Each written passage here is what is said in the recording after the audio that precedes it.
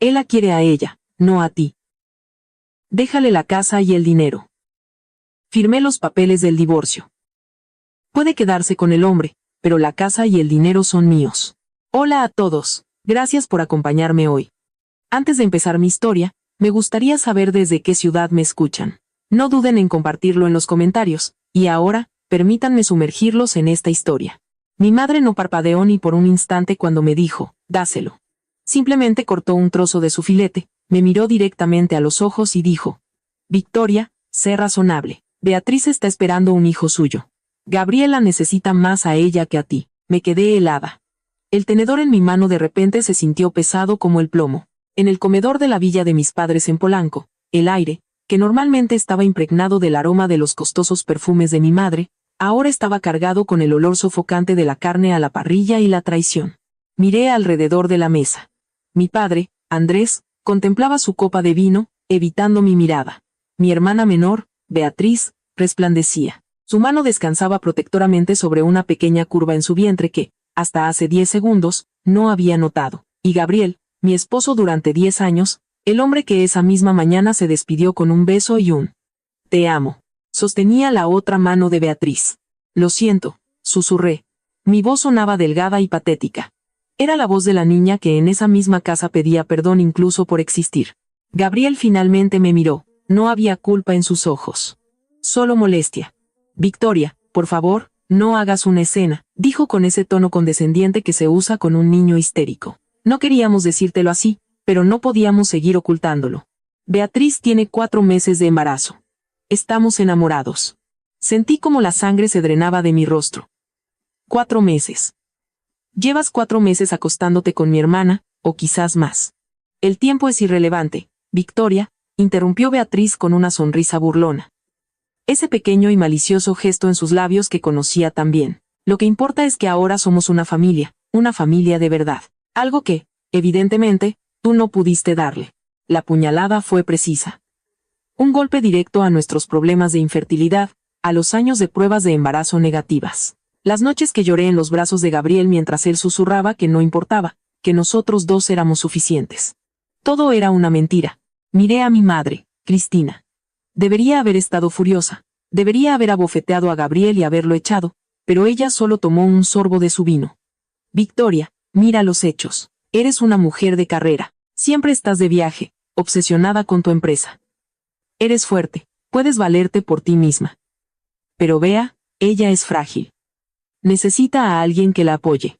Y ese bebé, mi nieto, es mi sangre y mi carne. Yo también soy tu sangre y tu carne, Cissé, levantando la voz, y él es mi esposo. Técnicamente, murmuró mi padre, Andrés, levantando la vista por fin. Pero el matrimonio prácticamente había terminado, ¿no? Ustedes dos se habían distanciado. Todos lo vimos. Gabriel es feliz con Beatriz. Míralos. Los miré. Parecían una parodia grotesca de una pareja feliz. Mi esposo y mi hermana. Una fuerte oleada de náuseas me invadió. Me puse de pie.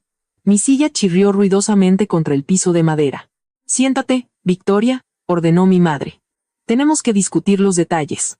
Gabriel no puede simplemente mudarse a un departamento rentado. Necesita estabilidad para el bebé. Creemos que lo mejor es que te mudes al departamento de la colonia Roma. Déjales la casa de Polanco a Gabriel y Beatriz. Es una buena zona, y está cerca de nosotros, así podremos ayudar con el bebé. Me quedé boquiabierta. ¿Quieren que me mude de mi propia casa? ¿La casa que yo compré? ¿La casa cuya hipoteca yo pago? También es la casa de Gabriel, dijo mi madre con desdén. Es un bien mancomunado, ¿no es así? Todo lo que adquirieron durante el matrimonio se divide por la mitad. Además, tú tienes mucho dinero. Puedes comprar una nueva. No seas tacaña, Victoria. No te queda bien, tacaña. Yo pagué todo. Pagué el crédito del coche de mis padres. Pagué los 3 intentos fallidos de Beatriz por obtener un título universitario. Pagué los proyectos de negocio de Gabriel que nunca generaron un solo peso. Y ahora, ¿yo era la tacaña por querer quedarme con mi propio hogar? Me voy, dije, tomando mi bolso. Mis manos temblaban tanto que apenas podía sujetar la correa. Si sales por esa puerta, dijo Gabriel, su voz una octava más grave para sonar autoritario, solo demostrarás por qué te dejé. Eres fría. Te importan más tus posesiones que una vida humana. Me importa la lealtad, grité, mi voz resonando en las paredes. Me importa que mi esposo se acueste con mi hermana. Silencio, siseó mi madre. ¿Qué van a pensar los vecinos? Los miré por última vez. Un cuadro viviente de monstruos. Mis padres, los facilitadores de la traición. Mi hermana, la ladrona de mi vida. Mi esposo, un traidor. No les daré la casa, dije. Mi voz temblaba, pero era clara. Y no te daré un divorcio sin oposición. Claro que lo harás, dijo mi madre con confianza. Porque si no lo haces, perderás a esta familia para siempre. Haz lo correcto, Victoria. Por una vez en tu vida, sé la hermana mayor. Me di la vuelta y corrí. No miré hacia atrás a la cálida luz del comedor, solo necesitaba aire. Necesitaba salir de allí antes de hacerme un millón de pedazos en su umbral. Antes de contarles lo que hice después, quiero agradecerles por escuchar. Si me escuchan desde la Ciudad de México o cualquier otra ciudad, háganmelo saber en los comentarios, los leo todos. La lluvia en la Ciudad de México no lava nada, solo lo vuelve todo gris y resbaladizo. Me tambaleé hacia mi coche, buscando torpemente las llaves. Mi visión era borrosa, no solo por la llovizna incesante, sino por las lágrimas calientes y furiosas que quemaban mi rostro. Me metí en la seguridad de los asientos de piel del coche que yo compré, me recordé amargamente, y cerré las puertas con seguro. Por un momento, me quedé allí, luchando por respirar. Mis manos agarraban el volante con tanta fuerza que mis nudillos se pusieron blancos. Encendí el motor y salí de la entrada, dejando atrás la casa donde había luchado toda mi vida por ser lo suficientemente buena. No sabía a dónde iba, solo conducía. Tomé el periférico. Los limpiaparabrisas golpeaban el cristal a un ritmo frenético. Mi cerebro corría a toda velocidad, tratando de encontrar una escapatoria en la realidad. Tal vez era una broma enferma y retorcida. Tal vez despertaría en mi cama junto a Gabriel, y él estaría cálido, oliendo a su jabón de cedro, y le contaría esta pesadilla, y él se reiría y me abrazaría. Pero entonces, la imagen de la mano de Beatriz en su vientre brilló en mi mente. La autocomplacencia, la total falta de vergüenza. Esto no era una pesadilla. Era mi vida. Conduje sin rumbo durante 1 hora. Las luces de la ciudad se difuminaban en largas rayas de neón. Finalmente, me detuve en un estacionamiento cerca del castillo de Chapultepec. El perfil de la ciudad brillaba en la distancia. Apagué el motor y dejé que el silencio me aplastara. ¿Cómo pudo hacerlo? Repasé mentalmente los últimos 4 meses. Las noches tardías que Gabriel pasaba en reuniones de negocios, los fines de semana que se iba a ayudar a sus padres con la remodelación. No estaba con sus padres, estaba con los míos, con ella. Todos estaban involucrados. Cada vez que me presentaba para la comida dominical, se reían a mis espaldas. Me veían como la mujer tonta que trabajaba 80 horas a la semana, para financiar su estilo de vida y se burlaban de mi ignorancia. Grité, un sonido crudo y primitivo que se desgarró desde mi garganta. Golpeé el volante hasta que me ardieron las palmas. Grité por los 10 años perdidos. Grité por el hijo que no pude tener, y por el que ella llevaba dentro. Luego comenzó la negociación. La patética y desesperada negociación de una mujer en shock. Tal vez podamos arreglarlo, susurró una pequeña y traicionera voz en mi cabeza. Tal vez si acepto un matrimonio abierto. Tal vez si ayudo a criar al niño. No, miré el asiento del copiloto. Había un recibo arrugado en el portavasos. Lo recogí. Era de una joyería, fechado hace 2 semanas. Una pulsera de dijes. Yo no tenía una pulsera de dijes, pero Beatriz sí. Recordé haber visto una nueva cadena de plata en su muñeca durante la cena. Le compró joyas con mi dinero. El dolor comenzó a congelarse en algo más frío. Recordé sus promesas. En la salud y en la enfermedad, en la riqueza y en la pobreza. Definitivamente amaba la parte de la riqueza. Cuando nos conocimos, yo era solo una contadora junior y él un prometedor agente inmobiliario. Éramos iguales entonces, pero mientras yo ascendía en la escala corporativa, tomando cursos nocturnos, obteniendo certificaciones, luchando para convertirme en directora de finanzas, él se estancó, y en lugar de estar orgulloso, se resintió. Me hace sentir pequeño, dijo una vez durante una discusión sobre dinero. Me tratas como a un empleado. Me disculpé en ese momento. Al día siguiente, le transferí cientos de miles de pesos a su cuenta personal para que invirtiera en su consultoría, solo para apaciguar su ego. Compré su amor una y otra vez. Y mis padres. Eso era lo que más dolía. Sé la hermana mayor, era el mantra de mi existencia. Bea es sensible, Victoria. Bea necesita ayuda, Victoria. Tú eres la fuerte, Victoria. Ser la fuerte era solo un eufemismo para ser explotada. No me amaban por quien era, me amaban por lo que les daba. Yo era la mula de carga de la familia para que Beatriz pudiera retozar sin obstáculos. Miré mi teléfono. 5 llamadas perdidas de mi madre, un mensaje de texto de Gabriel. Deja el drama, regresa para que podamos discutir el cronograma de tu mudanza. Un cronograma de mudanza. Ya estaba planeando cómo organizar mis muebles en su nueva vida. No respondí. Encendí el coche de nuevo.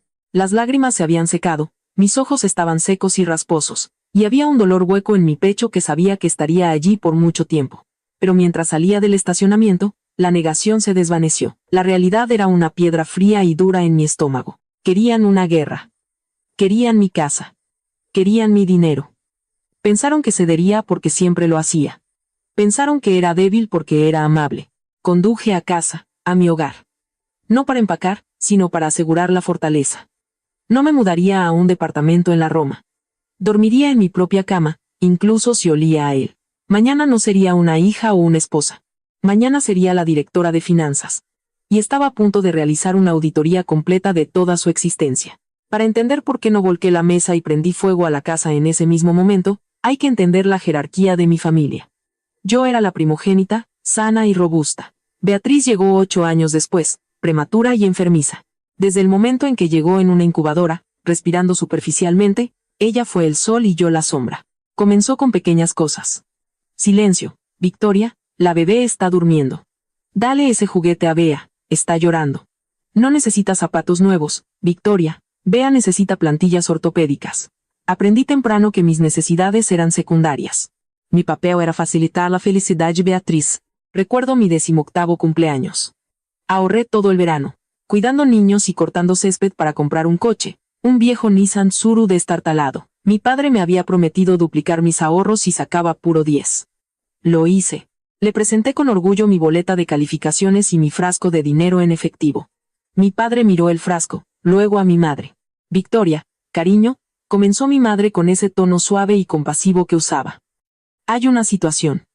Bea necesita brackets, de los caros, y también se acerca ese campamento de baile. Realmente no podemos prescindir del dinero ahora. Pero lo prometiste, dije, mi voz temblando. No seas egoísta, siseó mi padre. Tu hermana tiene problemas de autoestima. Los brackets son una necesidad médica. Tú puedes tomar el microbús, eso forja el carácter. Así que tomé el microbús. Bea obtuvo sus brackets y su campamento de baile. Dejó el campamento después de 2 días porque era demasiado difícil, y el dinero se esfumó. Nunca recibí la cantidad prometida. Compré ese Tsuru por mi cuenta 2 años después. Ese era el patrón. Yo trabajaba. Beatriz recibía. El peor incidente, que debería haberme advertido de lo que era capaz, ocurrió en mi fiesta de graduación. Había comprado un hermoso vestido verde esmeralda, trabajando turnos dobles en una cafetería para pagarlo. Colgaba en mi armario, envuelto en plástico, un símbolo de una noche en la que podía ser bonita y especial. 2 días antes del baile, llegué a casa y encontré a Beatriz, que entonces tenía 10 años, en mi habitación. Llevaba puesto mi vestido, se arrastraba por el suelo, y ella había estado cortando el dobladillo con unas tijeras porque le quedaba demasiado largo. Giraba y giraba, jugando a ser princesa. ¿Qué estás haciendo?, grité. Ella se tropezó. Las tijeras hicieron un largo corte en la cintura del vestido. Lloré. Literalmente, caí al suelo y sollocé. Mi madre entró corriendo. Cuando vio el vestido arruinado y el rostro culpable de Beatriz, no le gritó a Beatriz. Se volvió hacia mí. Victoria, no deberías haberlo dejado donde pudiera alcanzarlo.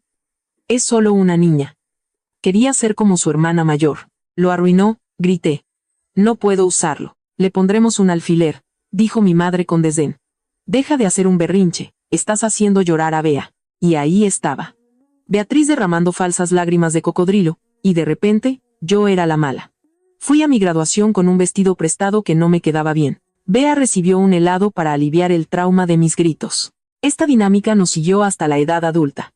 Fui a la UNAM con becas y préstamos estudiantiles. Bea fue a la Ibero, pagada por mis padres.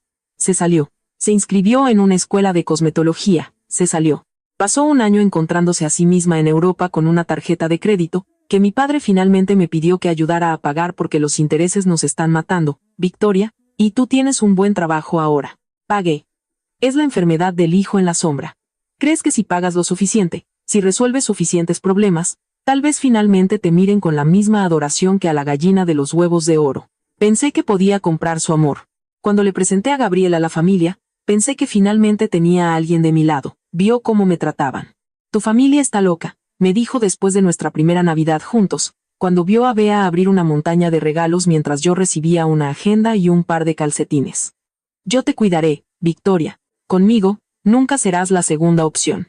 Me aferré a esas palabras. Me casé con él creyendo en ellas. No me di cuenta de que Gabriel era esencialmente la versión masculina de Beatriz.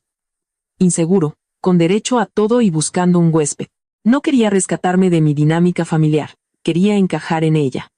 Vio lo generosa que era, cómo arrojaba dinero a los problemas para que desaparecieran, y se dio cuenta de que se había sacado la lotería.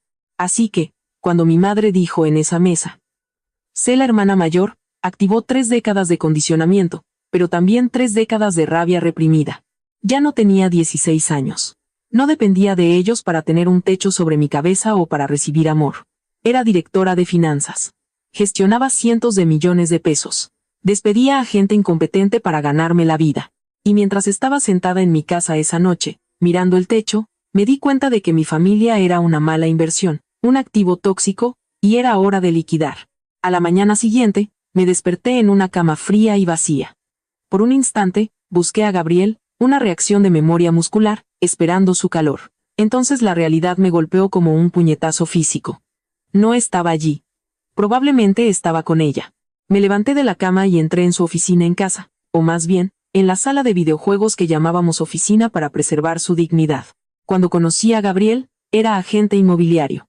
No el más exitoso, pero tenía encanto. Tenía potencial. Me atrajo su naturaleza relajada, que equilibraba mi intensidad. Él era el soñador. Parecía una buena combinación. Pero a medida que mi carrera despegó, la suya se estancó. Me convertí en socia de mi firma, el mercado inmobiliario se desplomó y pasó un año sin vender una sola casa. Está bien, le dije. Gano suficiente para los dos. Tómate un descanso, descubre qué quieres hacer realmente. Ese fue mi error. Le di un colchón y decidió tomar una siesta de 5 años. Se reinventó como consultor de negocios. Era un título vago que significaba que pasaba todo el día en LinkedIn y foros, y ocasionalmente se reunía con un amigo para almorzar y generar ideas sobre cosas que nunca se materializaron. Dejó de contribuir a la hipoteca, luego a las facturas de luz y agua, luego a la compra de alimentos. Lenta e insidiosamente, me convertí en la única proveedora. Al principio, no me importaba el dinero, lo amaba. Pero me importaba su actitud. Cuanto menos ganaba, más arrogante se volvía. Era un mecanismo de defensa. Sabía que se sentía pequeño, así que tenía que actuar como si fuera grande. Empezó a criticar mis gastos. ¿Realmente necesitas otro traje de diseñador, Victoria?, preguntaba, mientras llevaba el reloj de 100,000 pesos que le compré. Eres tan materialista. Trabajas demasiado. Estás perdiendo el contacto con lo que es importante. Lo que es importante, aparentemente, era mi hermana. Fui a su escritorio. Era un desorden de papeles y correos sin abrir. Empecé a revisar. Un aviso de pago atrasado de una tarjeta de crédito que no sabía que tenía. Una multa de tráfico. Y luego, un folleto de un resort de lujo en Tulum. Me congelé. Reconocí el resort. Estuve allí 6 meses antes para una conferencia de trabajo. Gabriel se había quedado en casa porque tenía una reunión importante. Fui a mi computadora portátil y abrí nuestra cuenta bancaria conjunta, la que yo fondeaba cada mes para los gastos del hogar. Allí estaban 2 boletos de avión a Cancún, con fechas que coincidían con mi viaje de trabajo, y un cargo por una Deluxe King Suite. La llevó allí mientras yo estaba sentada en salas de conferencia cerrando tratos que pagaban por nuestra vida. Él estaba bebiendo cócteles en la playa con mi hermana con mi dinero. Sentí náuseas. No era solo el sexo, era la financiación de la traición.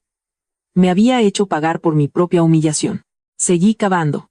Revisé los retiros de efectivo. 50,000 pesos aquí, 30,000 allá. Gastos de consultoría, anotaba en nuestra aplicación de presupuesto. Pero cuando verifiqué las fechas, 12 de agosto, el cumpleaños de Beatriz. 5 de septiembre, el día en que el coche de Beatriz se averió. 31 de octubre. Años, no meses. Había estado financiando su vida durante años. Me siento pequeño a tu lado, dijo en nuestra última cena de aniversario, no en la catástrofe de anoche. Te paseas como si fueras la dueña del lugar solo porque firmas los cheques. No es mi intención, respondí, sintiéndome culpable. Solo quiero que estemos estables. La estabilidad no es sexy, Victoria, se burló. Ser necesitado, eso es sexy. Tú no me necesitas. Tenía razón. No lo necesitaba. Pero Beatriz sí. Beatriz era un pozo sin fondo de necesidades. Necesitaba dinero, necesitaba validación, necesitaba que alguien la rescatara. Gabriel no podía rescatarse a sí mismo, pero con mis recursos, podía jugar a rescatar a Beatriz. Era una simbiosis parasitaria. Él podía sentirse grande y ella podía vivir gratis. Cerré la computadora portátil. Mi dolor se estaba evaporando, reemplazado por una claridad fría y aguda. Esto no era una tragedia, era un robo. Miré alrededor de la habitación las cosas que le había comprado. La computadora de gaming de última generación, la silla ergonómica, el jersey firmado de Hugo Sánchez en la pared. Era una sanguijuela guapa, encantadora y manipuladora. Y había cometido un error fatal. Pensó que porque yo era generosa, también era estúpida. Pensó que porque lo amaba, no revisaba los recibos. Pero soy directora de finanzas. Lo reviso todo. Oí abrirse la puerta de entrada. Pasos pesados. Estaba aquí. Respiré hondo, me arreglé la ropa y me puse de pie. La esposa llorona había desaparecido. La auditora había entrado en la sala. Gabriel entró en la casa como si fuera el dueño. No parecía arrepentido. Parecía molesto. Como un hombre interrumpido por un asunto tedioso. Llevaba una pila de cajas de mudanza plegadas bajo el brazo. Victoria, dijo al verme en lo alto de las escaleras. Bien, estás aquí, tenemos que empezar con esto. Bajé lentamente las escaleras. Mi mano se deslizó por el barandal que yo misma había lijado y barnizado hacía 3 años. ¿Empezar con qué exactamente? La transición, dijo, dejando caer las cajas en el vestíbulo. Bea está con las hormonas revueltas. Se está poniendo nerviosa. El bebé siente el estrés. Ya sabes, necesitamos instalarnos aquí para el fin de semana para poder preparar el cuarto del bebé. Me detuve en el último escalón y lo miré a los ojos. No vas a preparar ningún cuarto de bebé en mi casa, Gabriel. Puso los ojos en blanco. Aquí vamos. Le dije a tu madre que serías difícil. Mira, Victoria, seamos adultos. Esta casa tiene 5 habitaciones. Es demasiado grande para una persona. Además, nunca estás aquí. Vives en la oficina. Bea y yo vamos a formar una familia. Necesitamos el espacio. Es lo lógico. ¿Lógico? Me reí, una risa seca e incrédula. Lo lógico sería que te mudaras a un lugar que puedas pagar, que, según mis cálculos, es una caja de cartón debajo de un puente del periférico. Su rostro se ensombreció. El encanto se desvaneció, revelando la malicia debajo. No empieces con el dinero, Victoria. Es lo único que tienes, ¿verdad? Tu dinero. Crees que te hace mejor que todos los demás. Paga la hipoteca, dije con calma. Algo que tú no has hecho en 5 años. Contribuí de otras maneras, gritó, su rostro enrojeciendo. Gestioné la casa, me encargué de las cosas. Di apoyo emocional. Te acostaste con mi hermana, repliqué. Eso es apoyo emocional. Me acosté con ella porque ella me aprecia. Se acercó, usando su altura para intentar intimidarme. Solía funcionar. Hoy no. Me ve como un hombre, no como una cuenta bancaria. Tú me alejaste, Victoria. Eras fría, distante y, seamos sinceros, prácticamente estéril. La palabra quedó suspendida en el aire. Estéril. Sabía cuánto dolía. Sabía de las inyecciones de FIV, las hormonas, la devastación aplastante de cada resultado negativo. Estaba usando mi dolor como un arma para justificar su traición. Estaba tratando de tener a tu hijo, susurré, mi voz tembló un poco a pesar de todos mis esfuerzos. Sometí a mi cuerpo a un infierno por ti. Sí, bueno, no funcionó, dijo cruelmente. Y con Bea, sí, naturalmente. Sin esfuerzo, tal vez sea una señal, Victoria. Tal vez no estábamos destinados a tener hijos, tal vez la naturaleza sabía que no tienes madera de madre. Una bofetada habría dolido menos. Pero no lo golpeé. Solo lo miré, memorizando este momento.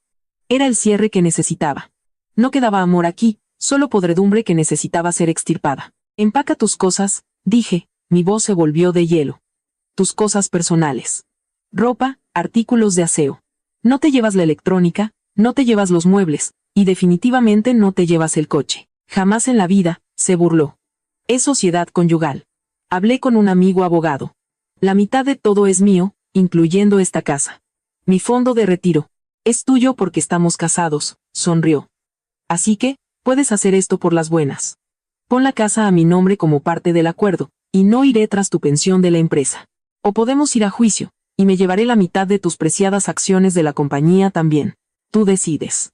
Pensó que me había dado jaque mate. Pensó que conocía la ley. Empaca tu ropa, Gabriel, repetí. Tienes 1 hora antes de que cambie las cerraduras. No puedes cambiar las cerraduras. Es el domicilio conyugal. De hecho, dije, mirando mi reloj, sí puedo. Pero siéntete libre de llamar a la policía. Estaré encantada de explicarles por qué mi esposo está tratando de mudar a su amante embarazada, que es mi hermana, a mi casa. Me miró fijamente y vio que no iba a ceder. Agarró sus cajas y subió las escaleras con estruendo. Lo oí golpear cajones, arrojar cosas. Fui a la cocina y me serví un vaso de agua. Mis manos estaban firmes ahora. Acababa de admitir su estrategia, chantaje. Quería mi pensión a cambio de la casa. Quería despojarme para anidar con Beatriz. No sabía nada de la SADC. No sabía que la casa técnicamente no estaba a mi nombre ni al suyo. No sabía que el coche era un leasing de la empresa. Él estaba jugando a las damas. Yo estaba jugando al ajedrez en 4D. 20 minutos después, lo vi arrastrando 3 maletas. También se llevó su PlayStation. Se lo permití, un pequeño precio a pagar por deshacerme de él. Sabrás de mi abogado, escupió al irse. No creas que has ganado. Mamá y papá están de mi lado. Todo el mundo está de mi lado. Vas a terminar como una vieja amargada y solitaria sin nada más que tus gatos y tus hojas de cálculo de Excel. Adiós, Gabriel, dije. Cerró la puerta con tanta fuerza que las ventanas temblaron. Fui y puse el cerrojo. Luego, deslicé la cadena de seguridad. Estaba sola en la casa grande y silenciosa. Pero por primera vez en años, no se sentía vacía. Se sentía limpia. Sin embargo, la paz duró poco. Gabriel no solo se fue, condujo directamente al centro de mando en casa de mis padres y activó la red de apoyo. Los psicólogos los llaman monos voladores, las personas que un narcisista manipula para que atormenten a su víctima. Mi familia era una flota aérea entera de ellos. Comenzó con un ping de un mensaje de texto en mi teléfono unos 10 minutos después de que Gabriel se fuera. Luego otro, y luego una avalancha. Tía Ileana. Victoria, me enteré de lo que pasó. Estoy muy decepcionada de ti. Echar a la calle al padre de una mujer embarazada. ¿Dónde está tu conciencia? Primo Miguel. En serio, solo dale la casa a Gabriel. Eres rica. No seas así. Incluso mi abuela, que apenas sabía escribir un mensaje, la familia ayuda a la familia. Debería darte vergüenza, Victoria. La narrativa estaba perfectamente coordinada. En su versión, yo era la esposa rica y vengativa que castigaba a 2 amantes desamparados. Nadie mencionó el adulterio, nadie mencionó la traición fraternal. Todo se centraba en el bebé inocente y en mi egoísmo. Luego llegó el correo electrónico. El asunto era simple. La solución era de mi padre, con copia a mi madre, Gabriel y Beatriz. Me senté en la mesa de la cocina y lo abrí. Victoria, estoy consternado por tu comportamiento hoy. Echar a Gabriel cuando intentaba ser civilizado fue injustificado.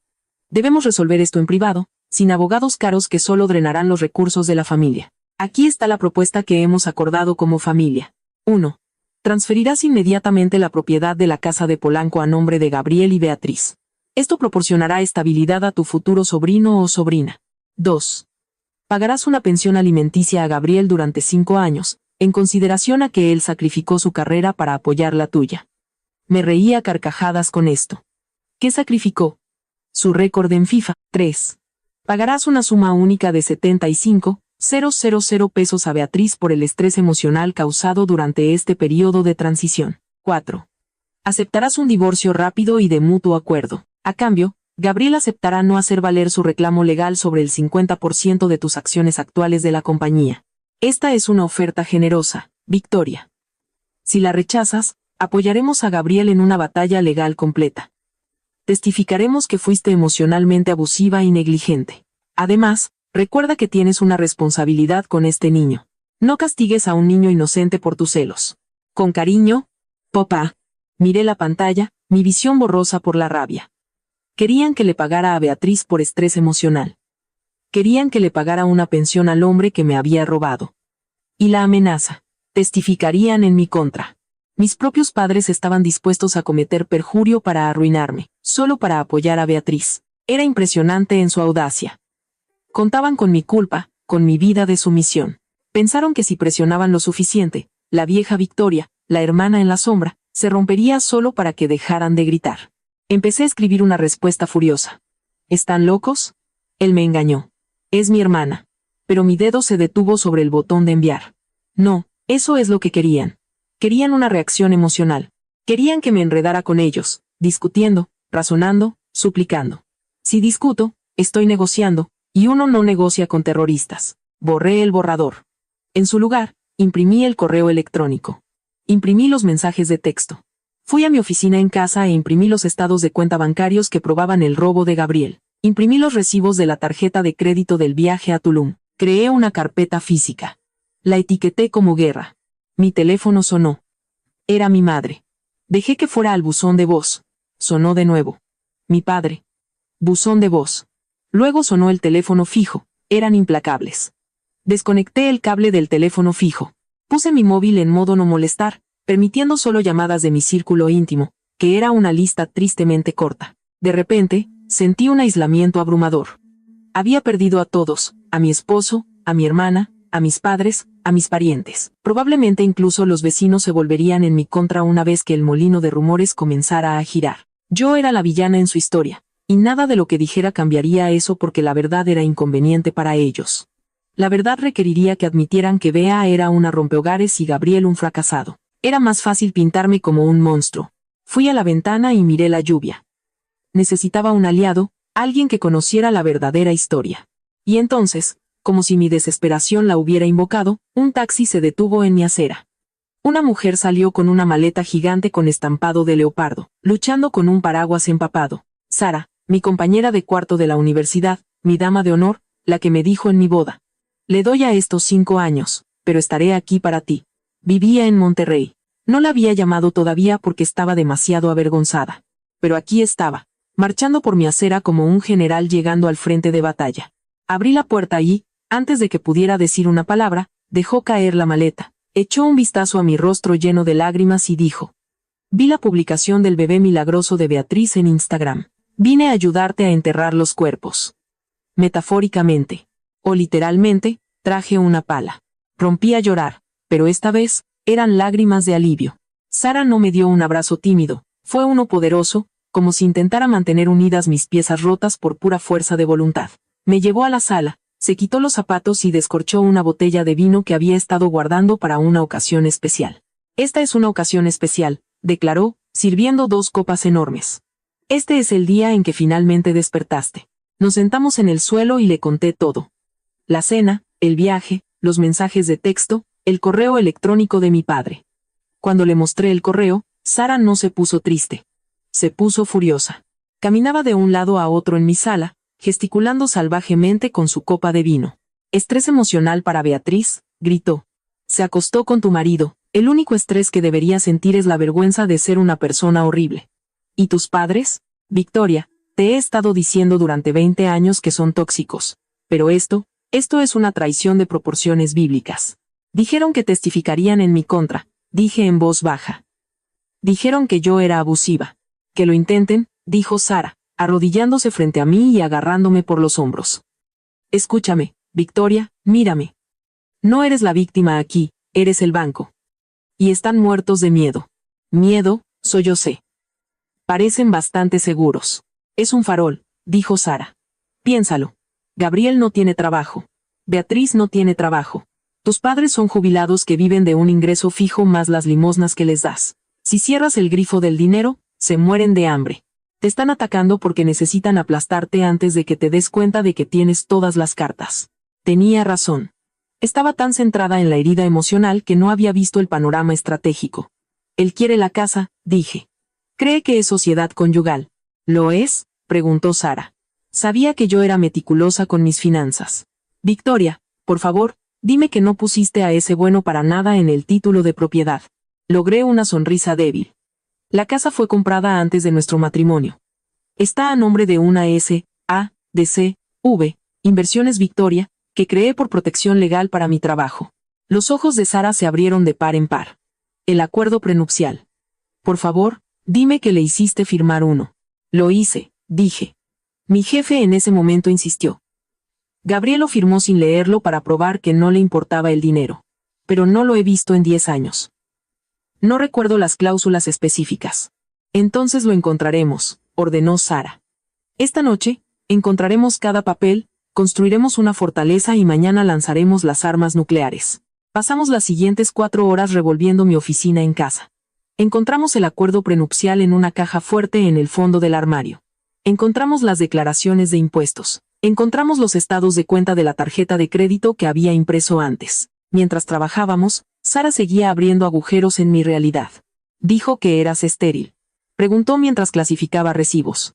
Victoria, ¿no me dijiste una vez que Gabriel se negó a hacerse la prueba? Me detuve. Dijo que sabía que sus nadadores estaban bien. No quería ver a un urólogo. Dijo que el problema era obviamente yo, por el estrés. Claro, resopló Sara. O tal vez el problema es él. Y Bea quedó embarazada de su entrenador en el gimnasio, y se lo están endosando a Gabriel porque tiene una esposa rica. Me quedé helada. La idea ni siquiera se me había ocurrido. Beatriz no haría. Gabriel no sería tan estúpido. Gabriel es exactamente así de estúpido, dijo Sara. Y Beatriz es exactamente así de manipuladora. Añadiremos una prueba de paternidad a tu lista de demandas. A las 3 de la mañana, teníamos una montaña de pruebas. Los honorarios de consultoría que en realidad eran regalos para Beatriz. La línea de tiempo del romance basada en los datos de geolocalización de las tarjetas de crédito. El acuerdo prenupcial, que, tras una relectura, contenía una devastadora cláusula de infidelidad. Miré la pila de papeles. Era fea. Era una crónica de mi estupidez y de su codicia. Pero también era munición. Sabes lo que tienes que hacer, ¿verdad?, dijo Sara, sirviendo el último vino. No solo divorciarte de él, tienes que aniquilarlos. Si les das 1 centímetro, se tomarán 1 kilómetro. Tienes que volverte de piedra. Sin emoción, solo la ley. Lo sé, dije, el dolor completamente desaparecido, reemplazado por una fría determinación. Necesito un tiburón. No un abogado de familia, un tiburón. Licenciada Diana Acero, dijo Sara. Manejó el divorcio de mi prima. Desayuna maridos infieles. Te conseguiré una cita para mañana a las 9 a.m. Miré mi teléfono. Un nuevo mensaje de mi padre. Estamos esperando tu respuesta, Victoria. No nos obligues a ir hasta allá. Esta vez, escribí una respuesta. Responderé a través de mi abogada. No me contacten más, o presentaré una denuncia por acoso. Presioné enviar y luego bloqueé su número. Bien, dijo Sara. Ahora duerme un poco. Mañana vamos a la guerra. Me acosté en el sofá, incapaz de volver a la cama que Gabriel había profanado. Cerré los ojos, pero no dormí. Visualicé el plan. Querían maldad. Bien, sería malvada. Sería la peor pesadilla que pudieran imaginar. Una mujer que conocía su valor y tenía los recibos para demostrarlo. La oficina de la licenciada Diana Acero era todo cristal y acero en el piso 40 de un rascacielos en Paseo de la Reforma. Irradiaba la costosa competencia que necesitaba. La propia Diana era una mujer de unos 50 años. Con un corte de pelo bob afilado, y ojos que parecían capaces de atravesar la puerta de una bóveda bancaria.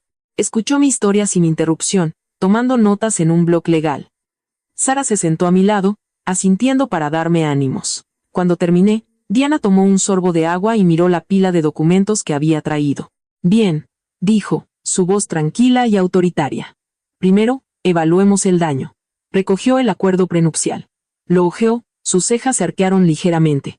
¿Quién redactó esto? El antiguo abogado de mi empresa, dije. Es sólido como una roca, dijo Diana, una diminuta sonrisa jugando en sus labios. Párrafo 4b. En caso de infidelidad probada, la parte culpable pierde todo derecho al aumento del valor de los bienes conyugales y renuncia a todo derecho a pensión alimenticia. Y mire esta definición de infidelidad. Incluye la infidelidad económica. Me miró. Gabriel no leyó esto, ¿verdad?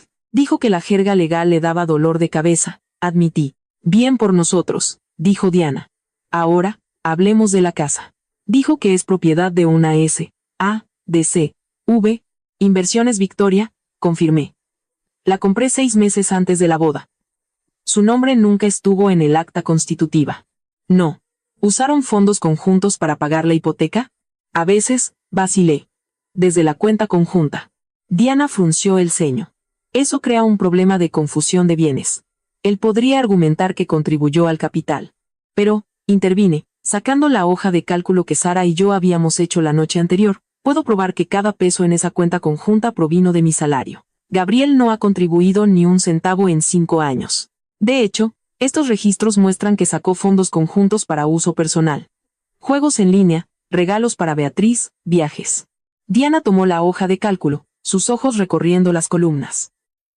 Gastó más de 1 millón de pesos en póker en línea el año pasado. Aparentemente, dije, sintiendo un rubor de vergüenza. No revisaba los detalles. Solo pagaba el total de la tarjeta. Eso es malversación, afirmó Diana sin rodeos. Tomó fondos fiduciarios conyugales y los desvió para fines ilícitos. Podemos argumentar que cualquier reclamación de capital que tenga queda anulada por su robo. Se reclinó en su silla. Victoria, esta es la situación. Legalmente, estás en una posición muy fuerte. Pero en la práctica, estas cosas se ponen feas. Los jueces odian las disputas familiares. Si vamos a juicio, podría tardar 2 años. Tus padres testificarán. Será desagradable. No me importa, dije. Quiero que se quede sin nada. Entiendo, dijo Diana. Pero hay una manera más inteligente. Jugaremos con su codicia. Expuso un plan. Lo llamamos la trampa del panal. Creen que eres emocional y débil, explicó Diana. Creen que estás desesperada por mantener la paz. Así que jugaremos con eso. Redactaremos un acuerdo de separación de bienes. Lo presentaremos como si les estuvieras dando exactamente lo que quieren. Un divorcio rápido para que puedan casarse y ser una familia de verdad. Pero en la letra pequeña, definiremos la distribución de activos según los estrictos términos del acuerdo prenupcial y la propiedad de la S, A, D, C, V. No lo firmarán, dijo Sara. Lo harán si no lo leen, replicó Diana. O si creen que están obteniendo algo mejor. Lo estructuraremos para que Gabriel renuncie al valor potencial de tus acciones de la compañía, que él cree que es enorme, a cambio de que no lo demandes por sus deudas de juego y fraude. ¿Pero la casa sigue siendo mía? Pregunté. Absolutamente, dijo Diana. La casa pertenece a la S, A, D, C. V. El acuerdo estipulará que Gabriel desocupa la propiedad una vez que el divorcio sea definitivo, pero lo redactaremos para que suene como una transferencia transitoria. Dejaremos que piensen que están ganando, hasta que la tinta se seque. Es arriesgado, dije. Se basa en su arrogancia. De acuerdo, dijo Diana. Pero por lo que me ha contado, Gabriel y su hermana no son personas orientadas a los detalles. Son oportunistas. Verán divorcio rápido y renuncia a demanda y firmarán. Recordé el rostro de Gabriel cuando salió de mi casa. Solo eres una vieja amargada con tus hojas de cálculo de Excel. Me había subestimado. Siempre lo había hecho. Hagámoslo, dije. Una cosa más, añadió Diana. Necesitamos asegurar tus activos inmediatamente. Cancela todas las tarjetas de crédito, congela las cuentas conjuntas, redirige tu nómina. Hoy, se dará cuenta, dije. Se volverá loco. Que se vuelva loco, dijo Diana fríamente. Gastó tu dinero para salir con tu hermana. Se acabó la fiesta. Cuando salí de la oficina de Diana, me sentí más ligera de lo que me había sentido en años. Tenía un plan. Tenía un equipo. Fui directamente al banco, me senté con el gerente y desmantelé sistemáticamente la vida financiera que había construido con Gabriel. Cancelé las tarjetas de crédito, eliminándolo como titular adicional. Transferí la mayor parte de nuestros ahorros a una nueva cuenta solo a mi nombre. Al salir del banco, mi teléfono vibró. Una notificación de la aplicación de la tarjeta de crédito. Transacción declinada. Cielito querido café. 500 pesos. Estaba comprando 2 cafés, probablemente un latte para él y uno descafeinado para Beatriz. Y por primera vez, la tarjeta no funcionó. Sonreí. Era una victoria pequeña y mezquina, pero sabía dulce. Lo siento, Gabriel, le susurré al teléfono. Parece que hoy tendrás que pagar en efectivo. Pero la verdadera prueba estaba por venir. Tenía que enfrentarlos, mirarlos a los ojos y fingir que estaba rota.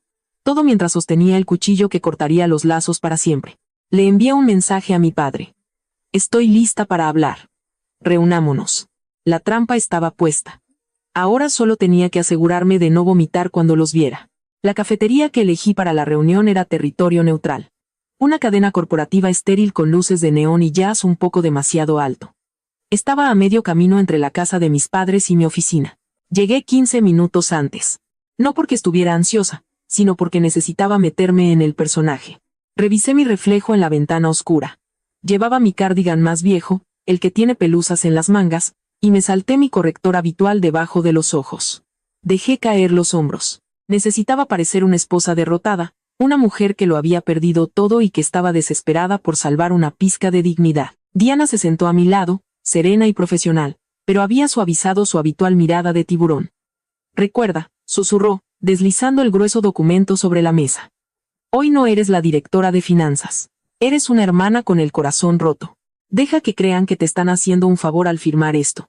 Asentí, mi estómago se retorcía en un nudo. Ya no era miedo, era anticipación. Era la sensación de la montaña rusa haciendo clic hacia la cima de la gran caída. Gabriel y mi padre llegaron juntos. Gabriel parecía cansado pero petulante con el abrigo que le había comprado 3 navidades antes. Mi padre caminaba con esa postura rígida y santurrona que adoptaba cuando sentía que era la autoridad moral en la habitación. Se sentaron sin un apretón de manos. Gabriel evitó mi mirada. «Victoria», comenzó mi padre, su voz ligeramente retumbante. «Me alegra que hayas entrado en razón. No queremos una guerra, solo queremos lo mejor para el niño». «Lo sé, papá», dije, dejando que mi voz se quebrara un poco. Miré mis manos, girando el anillo de bodas que todavía llevaba por efecto. He estado pensando mucho en lo que dijo mamá, sobre ser la hermana mayor. Gabriel levantó la vista, su interés se despertó. «¿Así que aceptas los términos?». Diana intervino suavemente. «Victoria está de acuerdo en que un proceso legal prolongado sería perjudicial para la salud de todos. Está dispuesta a conceder un divorcio inmediato. Está dispuesta a renunciar a su derecho a demandarte, Gabriel, por ciertas irregularidades contables que hemos descubierto». Gabriel se estremeció. «¿Irregularidades? Te dije que eran gastos de consultoría». «De todos modos», continuó Diana con un gesto de la mano, «Victoria está dispuesta a dejarlo pasar en aras de seguir adelante». Miré a Gabriel, reuniendo toda la tristeza que pude. «No quiero pelear contigo, Gabriel.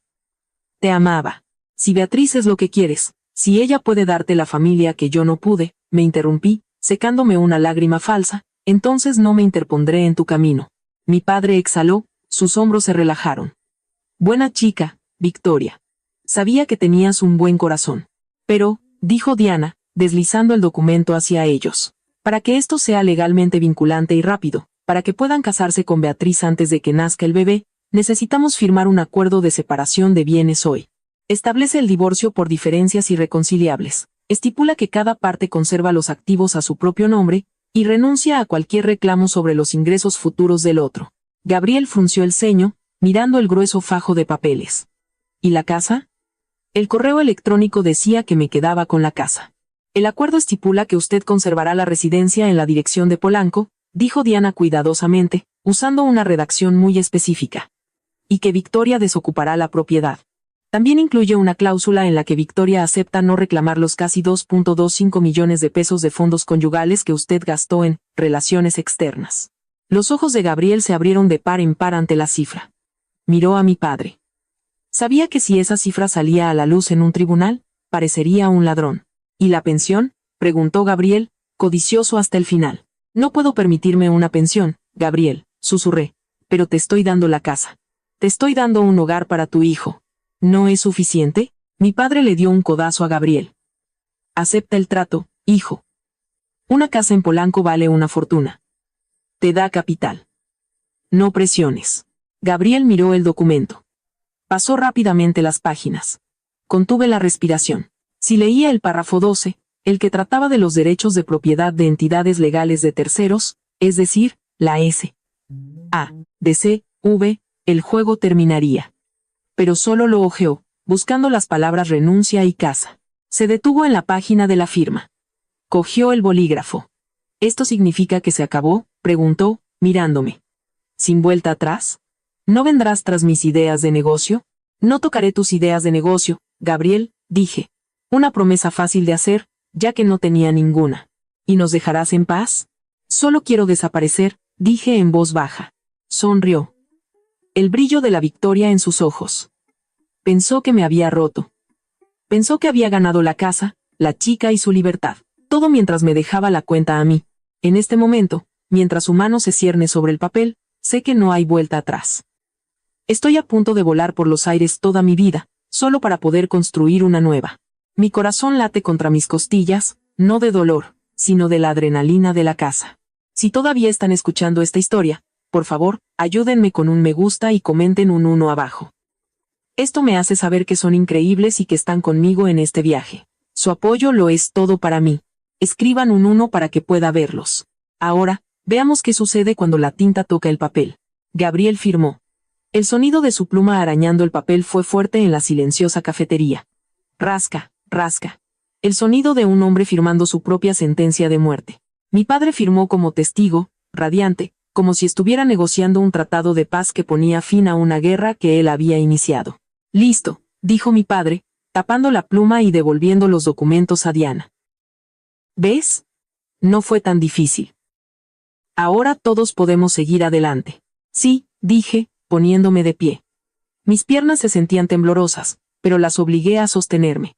Vendré por el resto de mis cosas durante el fin de semana. Puedes tener las llaves el lunes. El lunes está bien, dijo Gabriel, ya sacando su teléfono, probablemente para enviarle un mensaje a Beatriz con la buena noticia. Asegúrate de dejar la lavadora y la secadora. Bea tendrá que lavar mucha ropa de bebé. Asentí, mordiéndome el interior de la mejilla con tanta fuerza que saboreé la sangre. Claro. La lavadora y la secadora se quedan. Salí de la cafetería con Diana, manteniendo mi postura derrotada hasta que estuvimos fuera de la vista, a la vuelta de la esquina. En el momento en que estuvimos a salvo, me erguí y respiré profundamente el aire húmedo de la ciudad. ¿Lo tenemos? Le pregunté a Diana, mi voz firme. Diana levantó la carpeta. Una sonrisa maliciosa se extendió por su rostro. Lo tenemos. Renunció a más investigaciones, renunció a la pensión y, lo más importante, firmó una declaración reconociendo que todos los activos en poder de entidades legales de terceros están exentos de la división de bienes conyugales. ¿Cree que la casa es un bien conyugal?, dije, una burbuja de risa histérica subiendo por mi garganta. Creía, me corrigió Diana. Legalmente, acaba de aceptar que Inversiones Victoria S.A.D.C. V. es una entidad legal de terceros y que él no tiene ningún derecho sobre ella. Acaba de desalojarse a sí mismo. El fin de semana fue una neblina surrealista de actuación metódica. Volví a la casa, mi casa, y empaqué. Pero no empaqué todo. Empaqué mi ropa, mis joyas, mis papeles personales y los pocos artículos que tenían valor sentimental. Mis padres vinieron el domingo a supervisar, para asegurarse de que no me robaran nada que perteneciera al bebé. Beatriz estaba allí, sentada en mi sofá, comiendo mis botanas y diciéndole a Gabriel dónde colgar un nuevo y hortera cuadro que había comprado. Victoria, gritó Beatriz mientras yo sellaba una caja de libros. Deja la aspiradora Dyson. Me duele tanto la espalda que no puedo cargar una pesada. La miré, radiante como la gallina de los huevos de oro que finalmente se había sacado la lotería. Había conseguido a mi marido, mi casa y mi futuro. O eso creía ella. Claro, Bea, dije. Y a máquina de expreso. Gabriel dice que haces unos lates geniales. Necesito aprender. Déjala aquí, resopló. Mi madre entró en la habitación, negando con la cabeza. ¿Ves, Victoria? Se siente bien dar, ¿no? Tienes tanto. Es justo que compartas con los menos afortunados. Es toda una lección, dije. Bueno, no pongas esa cara larga, me regañó mi madre. Ahora eres una mujer libre. Puedes concentrarte en tu carrera, después de todo, es lo que siempre quisiste. Sin marido por el que cocinar. Sin hijos por los que preocuparte. Solo tú y tu dinero. El desprecio en su voz cuando dijo la palabra dinero era palpable. Y sin embargo, estaba de pie en una casa que mi dinero compró, vistiendo un suéter que mi dinero pagó. Sí, mamá, dije, levantando la última caja. Solo yo y mi dinero. Fui hacia la puerta. Gabriel estaba allí, con la mano extendida para recibir las llaves, que le entregué.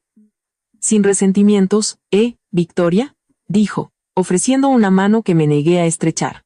Con suerte, podemos ser amigos. Por el bien de la familia.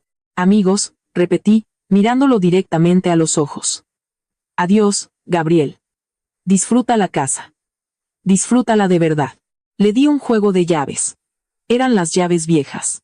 Ya había programado a un cerrajero para el lunes por la mañana, una hora después de que se entregara la orden de desalojo. Pero él no necesitaba saber eso todavía.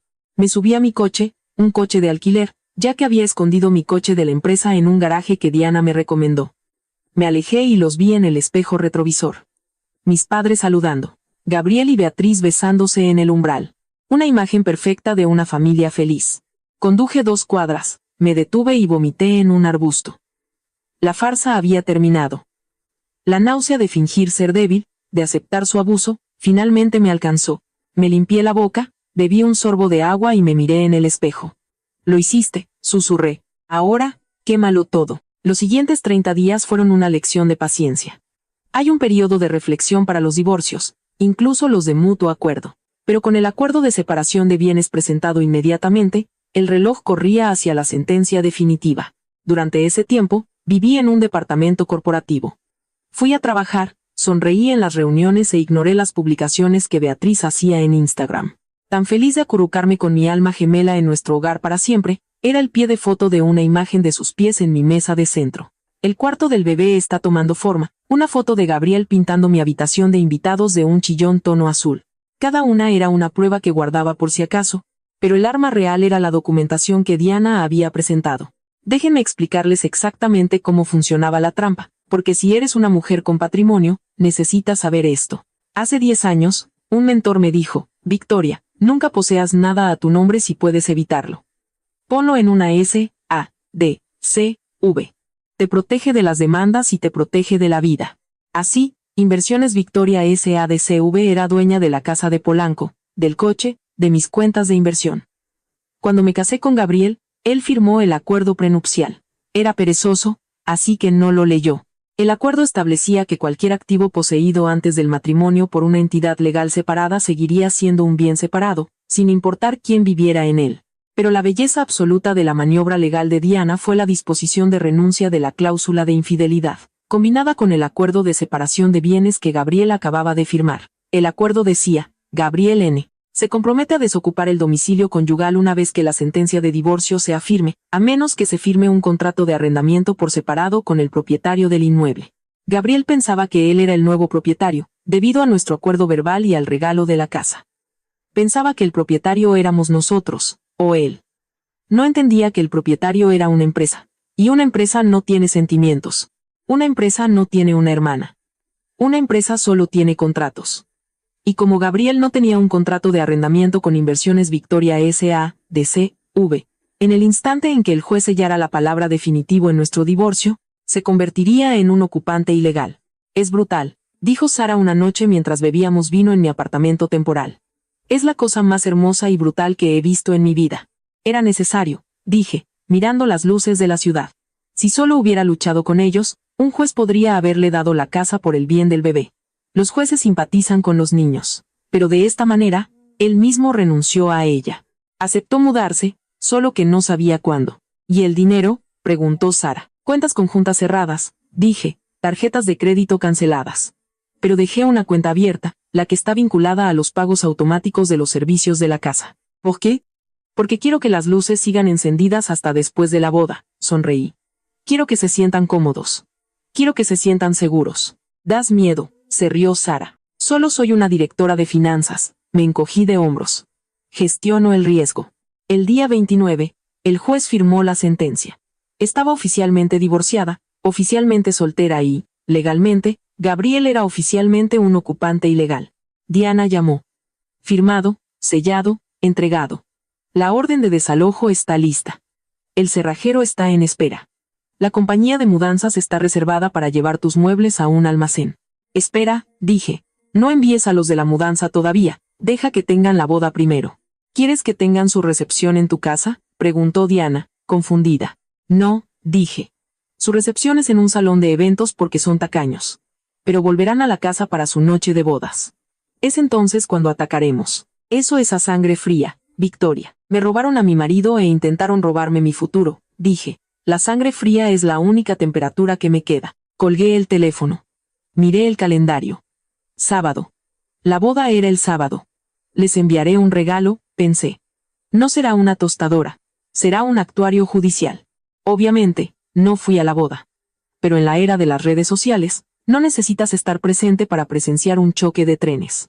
Solo necesitas un perfil falso. La boda de Gabriel y Beatriz fue un monumento a sus delirios. Mi primo Miguel, que secretamente estaba de mi lado pero temía la ira de mi madre, me enviaba informes en tiempo real por mensaje de texto. Bea va de blanco. Muy blanco. Y una tiara. Parece un adorno de pastel derritiéndose. Gabriel está borracho. Le está diciendo a todo el mundo que sus inversiones están a punto de despegar. Tu madre está llorando durante su discurso, hablando de cómo el amor verdadero siempre encuentra un camino. Creo que voy a vomitar. Me senté en mi apartamento, desplazándome por las fotos. Allí estaban, mi exmarido y mi hermana, cortando un pastel que sabía que mi padre había pagado.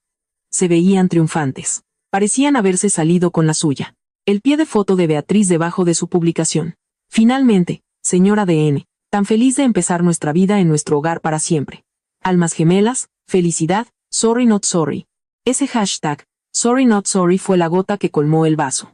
No solo estaba feliz, se estaba regodeando. Quería que yo lo viera. Quería que supiera que ella había ganado. Miré el reloj. Eran las 9 de la noche. La recepción estaría terminando. Pronto estarían de camino a Polanco. Llamé a la compañía de seguridad privada que Diana había contratado. Inicien la fase 2, dije. Entendido, señora Victoria. Estamos en posición. El cerrajero ha terminado. Los avisos están colocados. Sentí una oleada de adrenalina tan fuerte que mis manos temblaban. Era la hora. Mientras ellos bailaban un vals lento, un equipo estaba cambiando cada cerradura de la casa. Mientras ella lanzaba el ramo, un actuario estaba pegando una orden de desalojo de color naranja brillante en la puerta principal, la puerta trasera y el garaje. Y mientras se subían a su coche de recién casados, el sedán de mi padre, ya que yo había recuperado el coche de la empresa, mi equipo de seguridad se estacionaba al otro lado de la calle, listos para hacer cumplir la ley. Imaginé su viaje. Probablemente riendo. Gabriel, quizás, aflojándose la corbata, pensando en llevar a su novia embarazada por el umbral de la casa de la que me había echado.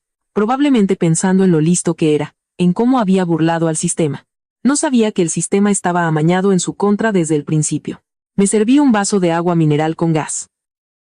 No necesitaba alcohol para esto. Quería sentir cada segundo. Feliz boda, Bea, brindé con la habitación vacía. Bienvenida a la realidad. Mi teléfono vibró. Era Miguel de nuevo. Acaban de irse. Van para allá. Buena suerte, Victoria. Dales con todo. Me puse el abrigo. No me iba a quedar en el apartamento, tenía que ver esto.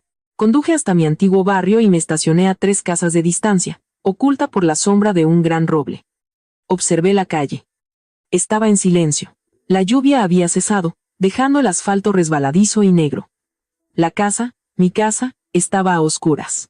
Había cortado la electricidad remotamente desde mi aplicación de hogar inteligente 5 minutos antes. Unos faros barrieron la calle. El coche entró en la cochera. Eran ellos. Que comience el espectáculo. La escena se desarrolló con una precisión cinematográfica. La puerta del coche de Gabriel se abrió y salió a trompicones, todavía con su smoking, un poco inestable. Dio la vuelta para abrirle la puerta a Beatriz.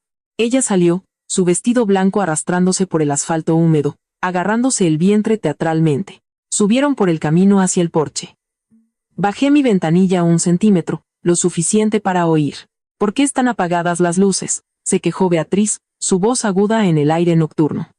Te dije que dejaras la luz del porche encendida. Lo hice, murmuró Gabriel. El foco debe haberse fundido. Relájate, cariño. Estamos en casa. Buscó las llaves en su bolsillo. Las llaves que le había dado. Las llaves viejas. Metió la llave en la cerradura. La giró. Nada. La sacudió. La sacó, la limpió en sus pantalones y lo intentó de nuevo. Empujó la puerta con el hombro. No se movió. ¿Qué te pasa?, siseó Beatriz. Abre la puerta. Necesito ir al baño. Está atascada, gruñó Gabriel. Debe ser la humedad. Lo intentó de nuevo, girando con más fuerza. Maldita sea, gritó, y pateó la puerta. Fue entonces cuando los reflectores con sensor de movimiento, que activé remotamente, se encendieron de repente, bañándolos en una luz blanca y cegadora. Y fue entonces cuando lo vieron. El papel de color naranja brillante pegado justo a la altura de los ojos. Orden de desalojo, y una advertencia de prohibido el paso. Gabriel lo arrancó de la puerta, entrecerrando los ojos para leerlo. ¿Qué es esto?, preguntó Beatriz, asomándose por encima de su hombro. Dice que estamos allanando, tartamudeó Gabriel. Inversiones Victoria S. ADC, V. Victoria. Rugió mi nombre. Victoria. Se giró, escudriñando la oscuridad, listo para pelear. Sé que eres tú. Esta es mi casa, no puedes echarme. Recogió una piedra decorativa del jardín y se dirigió hacia la ventana de la sala. No lo hagas, Gabriel, susurré para mí. Antes de que pudiera lanzarla, las luces rojas y azules de un sedán sin distintivos al otro lado de la calle parpadearon. 2 hombres uniformados, guardias de seguridad privados con autoridad policial, salieron del coche. Suelte la piedra, señor, ordenó uno, con la mano en su arma. Gabriel se congeló. Oficiales, gracias a Dios. Mi exesposa nos ha dejado fuera. Esta es mi casa. Mi esposa embarazada está aquí, tienen que dejarnos entrar. El guardia subió tranquilamente al porche, imponente. Señor, aléjese de la puerta. ¿Puedo ver su identificación? Gabriel buscó su cartera. Vivo aquí. Calle Rubén Darío 42. Revisen sus registros. El guardia miró la identificación, luego una tableta que sostenía. Tengo aquí un título de propiedad que lista a Inversiones Victoria, S.A.D.C.V. como propietaria. Y tengo una orden judicial firmada de ayer que establece que un tal señor Gabriel N. acordó desocupar la propiedad inmediatamente después del divorcio. Eso fue una formalidad, gritó Gabriel, escupiendo saliva. Teníamos un acuerdo verbal. Ella me la dio. Un acuerdo verbal no anula una orden judicial, señor, dijo el guardia. Y como ya no es residente y estaba a punto de intentar romper una ventana, está cometiendo allanamiento. Necesita abandonar las instalaciones. ¿Abandonar? Chilló Beatriz. ¿A dónde? Vivimos aquí. Todas nuestras cosas están adentro. La cuna de mi bebé está adentro. Sus efectos personales han sido empaquetados y transportados a una unidad de almacenamiento. Leyó el guardia de su tableta. Aquí está la dirección y la llave del almacén. Le tendió una pequeña llave de latón a Gabriel. ¿Empacaste mis cosas? Beatriz parecía horrorizada. ¿Tocaste mi lencería? Esto es ilegal. Voy a llamar a mi papá. Puede llamar a quien quiera, dijo el guardia. Pero no pueden quedarse aquí. Si no están en su vehículo y en camino en los próximos 3 minutos, los arrestaré por allanamiento e intento de vandalismo. Gabriel miró la casa, el papel naranja, la llave inútil en su mano. La realidad finalmente comenzaba a penetrar a través del alcohol y la arrogancia. No tenía nada. Era un invitado que se había quedado más tiempo de lo debido. Victoria, gritó de nuevo a la noche, mirando directamente hacia el roble donde yo estaba escondida, aunque no podía verme. Planeaste esto, dejaste que planeáramos una boda sabiendo que harías esto. Sonreí. Sí, lo hice. Señor, última advertencia, dijo el guardia, acercándose. En el coche. Ahora. Beatriz se echó a llorar, un sollozo fuerte y feo. Mi noche de bodas. Arruinaste mi noche de bodas. Gabriel la empujó hacia el coche. Vamos, Bea, solo súbete al coche. No me empujes, le gritó ella. Es tu culpa, dijiste que lo tenías todo arreglado. Dijiste que era una presa fácil. Me engañó. Se gritaban el uno al otro mientras volvían al sedán de mi padre. Gabriel cerró la puerta de un portazo, salió de la cochera con un chirrido de neumáticos y se alejó a toda velocidad por el asfalto mojado. Los guardias los vieron irse, luego apagaron sus luces y volvieron a su puesto. El silencio descendió sobre la calle. Me recliné en mi asiento, con el corazón acelerado, pero mi alma cantaba. Estaban sin hogar en su noche de bodas. Pero aún no había terminado. La casa era solo el refugio. Ahora, tenía que quitarles el sustento. La siguiente fase de mi plan se basaba en el hecho de que Gabriel y Beatriz eran criaturas de hábito y de derechos adquiridos. Sabía exactamente a dónde irían. Solo había un hotel de lujo en la ciudad que considerarían digno de ellos. El St. Regis. Conduje hasta allí, manteniendo una distancia segura. Y efectivamente, allí estaba el coche de mi padre estacionado. Gabriel irrumpió en el vestíbulo, con Beatriz arrastrándose detrás. Su vestido blanco ahora estaba manchado de barro por su rabieta en la cochera. Me estacioné y entré sigilosamente en el vestíbulo. Me coloqué detrás de una gran planta en maceta, desde donde podía ver la recepción. Gabriel golpeó el mostrador de mármol. Necesito una suite. La presidencial, si la tienen, mi casa, tuvimos una fuga de agua de emergencia. Mintiendo hasta el final. El conserje tecleó en su computadora. Por supuesto, señor. La suite está disponible. Son 50,000 pesos por noche, más impuestos. ¿Puedo pedirle una tarjeta de crédito para el depósito? Gabriel sacó su tarjeta negra, la que solía estar vinculada a mis bonos de la empresa, la que había cancelado a las 9 a.m. de ese día. La deslizó. El conserje frunció el ceño. Lo siento, señor, esta tarjeta ha sido rechazada. Pásala de nuevo, siseó Gabriel. Es una tarjeta premium. No tiene límite. El sistema dice que la tarjeta ha sido reportada como perdida o robada, dijo, su voz un decibelio más baja. Robada. El rostro de Gabriel se puso rojo.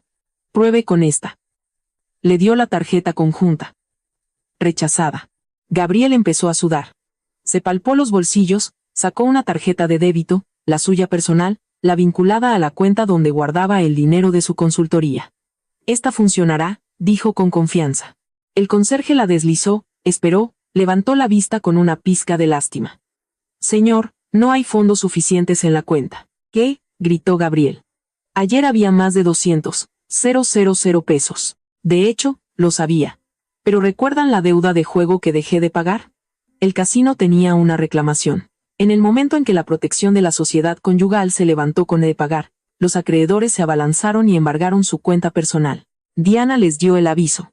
Beatriz se acercó, limpiándose el rímel corrido.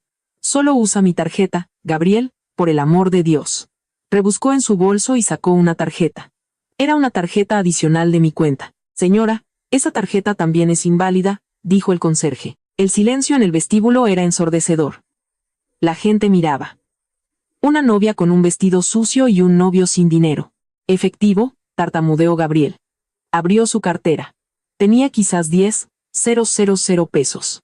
No era suficiente para un motel en las afueras, y mucho menos para el Saint Regis. Necesito hacer una llamada, dijo Gabriel, su voz temblando. Sacó su teléfono, marcó mi número. Vi mi teléfono iluminarse en mi bolso. Lo dejé sonar. Llamó a mis padres. Papá. Oí su voz quebrarse. Nos echó. Canceló las tarjetas. Estamos en el Saint Regis, no podemos pagar. No tenemos a dónde ir. No oí la respuesta de mi padre, pero vi cómo se le caía la cara a Gabriel. ¿Cómo que no puedes venir? Sí, sé que es tarde, pero Bea está embarazada. De acuerdo, de acuerdo. Iremos para allá. Colgó y miró a Beatriz. Tu papá dijo que podemos dormir en el sofá de su estudio. ¿El sofá? Gritó Beatriz. Soy una novia, estoy embarazada, no puedo dormir en un sofá. Bueno, no podemos dormir aquí, le gritó Gabriel, perdiendo los estribos. No tenemos dinero, Bea, se lo llevó todo, cada maldito centavo. Dijiste que tenías tu propio dinero, lo acusó Beatriz, empujándolo. Dijiste que eras un magnate. Estaba gastando su dinero, admitió Gabriel, su voz resonando bajo el alto techo. Todo era su dinero. ¿Estás feliz ahora? El conserje se aclaró la garganta. Señor, señora, tendré que pedirles que se retiren. Están molestando a los otros huéspedes.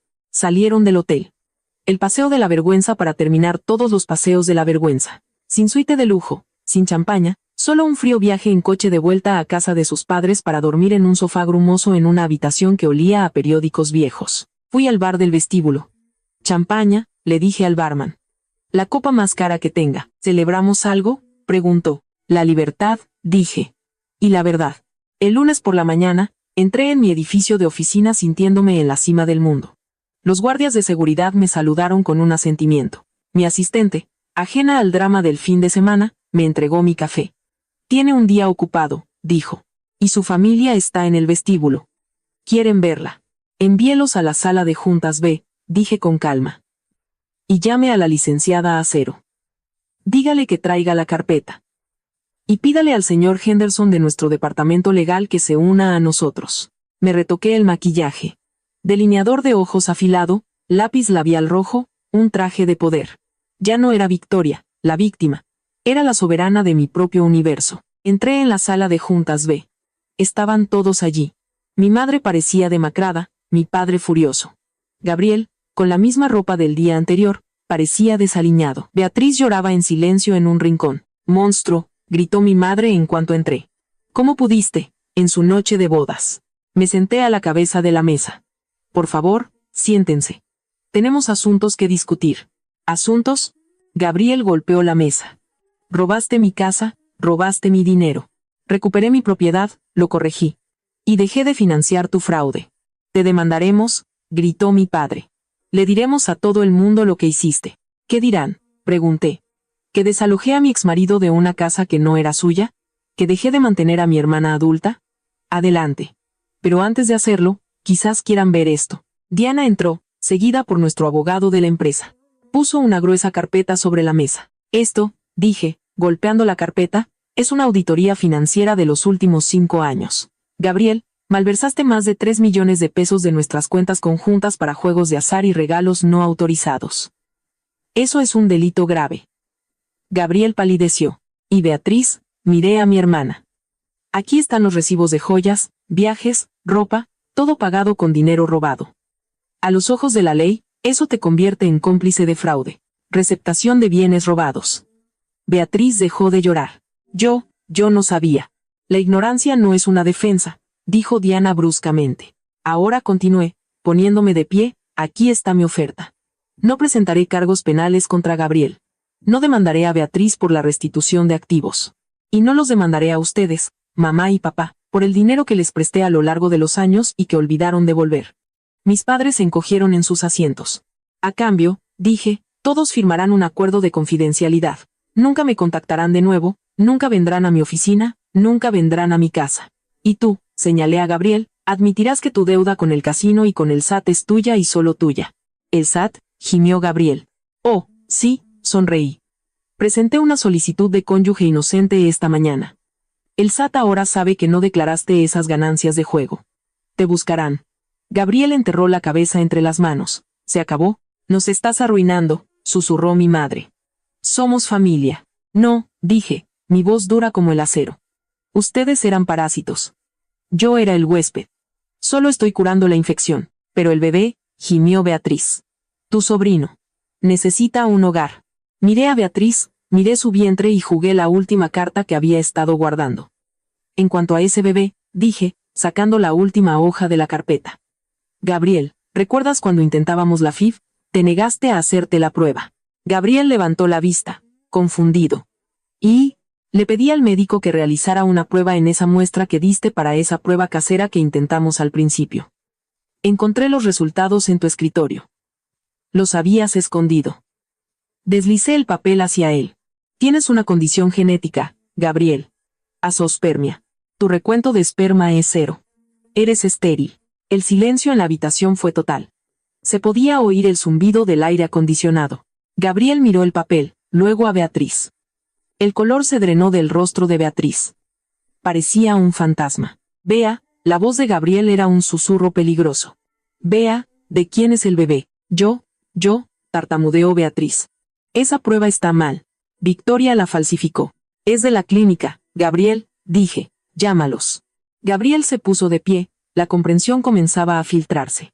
Había volado por los aires su vida, perdido a su esposa rica, perdido la casa, y se había endeudado por un hijo que no era suyo. ¿Quién es?, le gritó Gabriel, agarrando el brazo de Beatriz. Fue una vez, chilló Beatriz. Con mi entrenador personal. No significó nada. Necesitaba que te casaras conmigo. Necesitaba la estabilidad. Me engañaste, gritó Gabriel.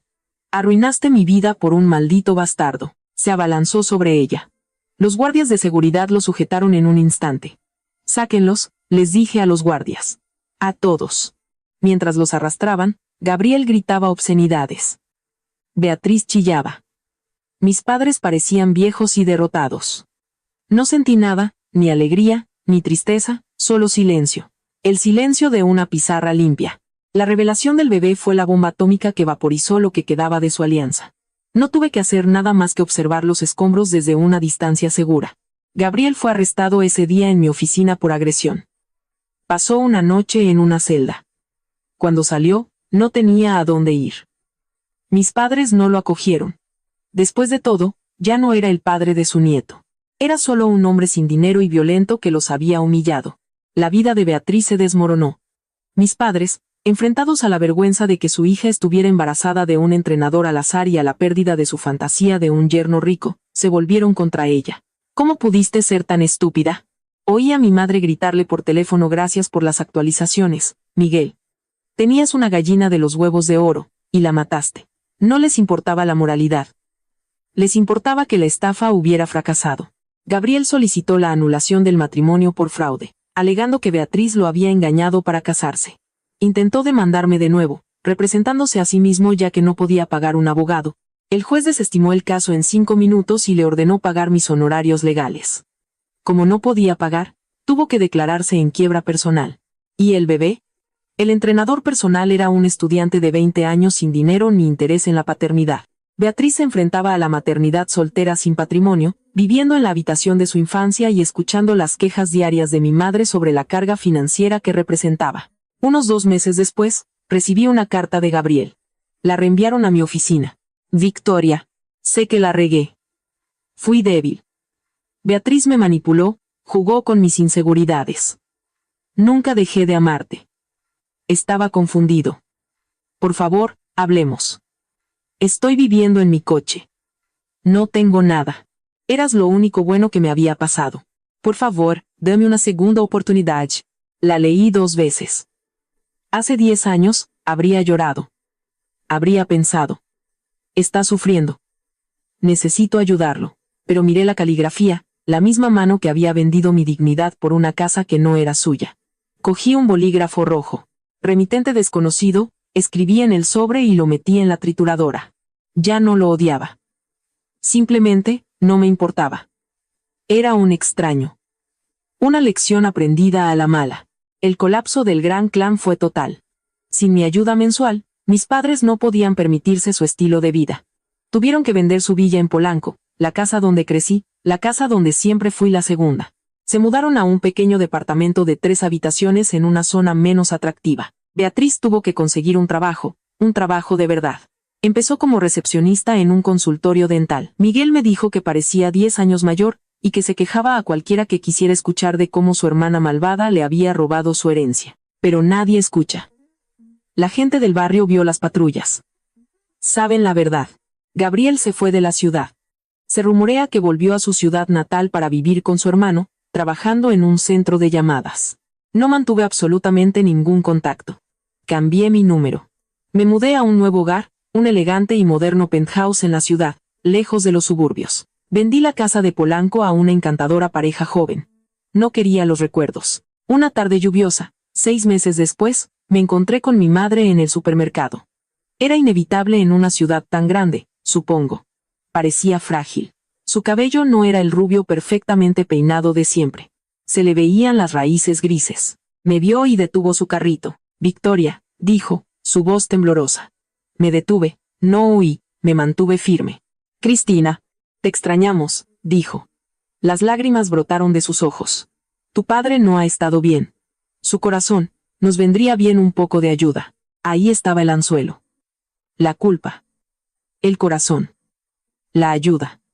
Miré a esta mujer que me había dicho que le diera mi marido a mi hermana, que me había llamado tacaña, que solo me valoraba mientras le fuera útil.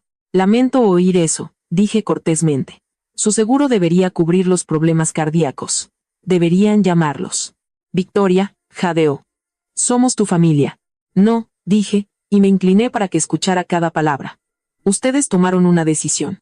Eligieron a Beatriz.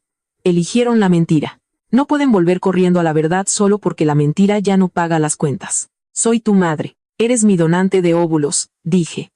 Y mi torturadora. Y he terminado de pagar por mi propia humillación. Pasé a su lado, sin mirar atrás. Compré mis cosas, queso caro, una buena botella de vino, cosas que me gustan. Y salí a la lluvia. Pero esta vez, la lluvia se sentía limpia. Se sentía como un bautismo. Ha pasado 1 año desde esa cena infernal. Escribo esto desde un balcón en la Riviera Maya. Me tomé 1 año sabático, el primero de mi vida.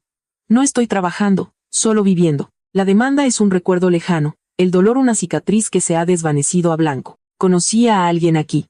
Se llama Fabián. Es arquitecto. No sabe de mi dinero, y no le importa. Le gusta que sea inteligente, le gusta que le gane al ajedrez. Ayer, estábamos sentados junto al mar y me preguntó, Victoria, ¿por qué siempre revisas la cuenta tan de cerca? Sonreí. Porque aprendí que si no auditas tu propia vida, alguien más malversará tu felicidad. Pensé en Beatriz, probablemente cambiando un pañal en un apartamento estrecho, amargada y enfadada. Pensé en Gabriel, en algún lugar del país, contestando teléfonos y soñando con la vida que tiró. Lo querían todo, y se quedaron sin nada. Yo no quería nada más que ser amada. Y al final, lo conseguí todo. Mi libertad, mi fortuna y, finalmente, a mí misma. Me di cuenta de que la hermana en la sombra se había ido. Yo no era la sombra. Yo era el sol. Simplemente los había dejado pararse en mi luz. Tomé un sorbo de mi vino. El mismo tipo de vino que bebí esa noche que Sara me dijo que luchara. Por los auditores, le susurré al mar. Y el mar me susurró de vuelta, ganaste. Si estás pasando por algo similar, si eres la que siempre da y nunca recibe, escúchame. Para. Cierra la cuenta. Cambia las cerraduras. Vales más de lo que puedes dar a los demás. No seas la hermana en la sombra. Sé la soberana de tu propia vida. Gracias por escuchar mi historia. No fue fácil de contar, pero fue necesario. Si disfrutaron cómo desmantelé a las personas que intentaron desmantelarme, por favor, denle me gusta a esta historia y suscríbanse. Y no olviden escribir un 1 si llegaron hasta el final.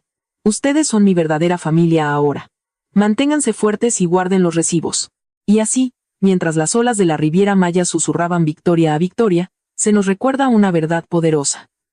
La autoestima no se define por cuánto damos a los demás, sino por cuán ferozmente protegemos nuestra propia luz.